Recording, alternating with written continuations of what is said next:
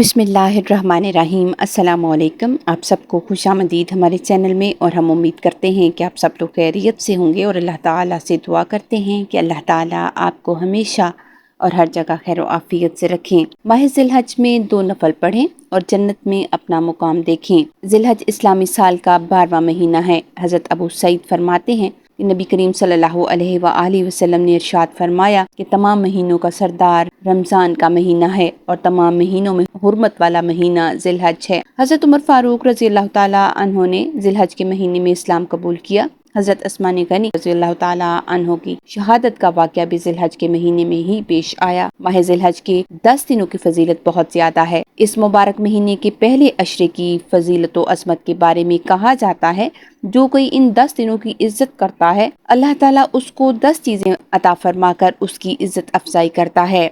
उम्र में बरकत, माल में ज़्यादती, अहल व अयाल की हिफाजत, गुनाहों का कफ़ारा, नेकियों में अज़ाफ़ा, नज़ा के वक्त आसानी, जुल्मत में रोशनी, मीज़ान का यानी नेकियों का पलड़ा भारी होना, जहन्नम से नजात, जन्नत के दर्जात में बुलंदी मिलेगी। जिसने ज़िलहज की इस अशरा में किसी मस्कीन को कुछ खैरात दी तो गोया उसने पैगम्बरों की सुन्नत पर सदका दिया। जिसने इन दिनों में किसी मरीज़ की अयादत की उसने औलिया अल्लाह और दाल की अयादत की।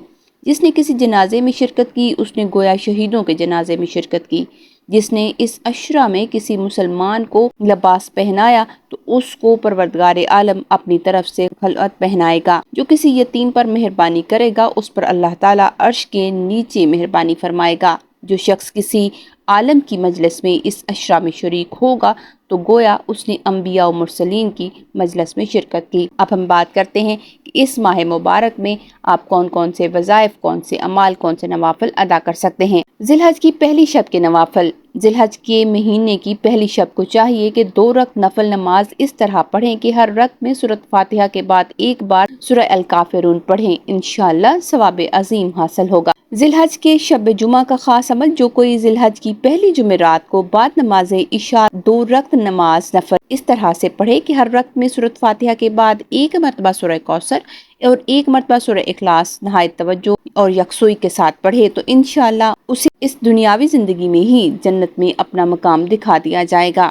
जो कोई ज़िलहज के पहले जुमातुल मुबारक को नमाज फजर के बाद 6 रकत नफल नमाज 2-2 करके इस तरह से पढ़े कि हर रकत में सूरत फातिहा के बाद 15-15 मरतबा सूरह इखलास पढ़े। सलाम फेरने के बाद 10 मरतबा ये कलमात पढ़े, ला इलाहा इल्लल्लाहुल मालिकुल हक़्क़ुल मुबीन। इसके साथ अव्वल आखिर 11-11 मरतबा दुरूद पाक पढ़े और अल्लाह ताला से नमाज की कबूलियत की दुआ मांगे और अपने गुनाहों की माफ़ी के लिए गिड़गिड़ा कर दुआ मांगे। इंशाअल्लाह दुआ कबूल होगी। अल्लाह ताला अपने फजलो करम से इस नमाज पढ़ने वाले के गुनाहों की माफ़ी फरमाएंगे और उसे जन्नत में जगह अता फरमाएंगे। यौम अरफा के नवाफिल। जो कोई ज़िलहज की 9 तारीख को 4 रकत नफल नमाज इस तरह पढ़े कि हर रकत में सूरत फातिहा के बाद 3 मरतबा सूरह काफिरून और 21 मरतबा सूरह इखलास पढ़े तो इंशाअल्लाह उसकी जो भी हाजत होगी पूरी होगी। जो कोई ज़िलहज की 9 तारीख को नमाज इशा के बाद 4 रकत नफल नमाज इस तरह से पढ़े कि हर रकत में सूरत फातिहा के बाद 50-50 मरतबा सूरह इखलास पढ़े और सलाम फेरने के बाद एक तस्बीह सूरह इखलास पढ़े तो इंशाअल्लाह जो भी जायज़ मुराद होगी वो पूरी होगी।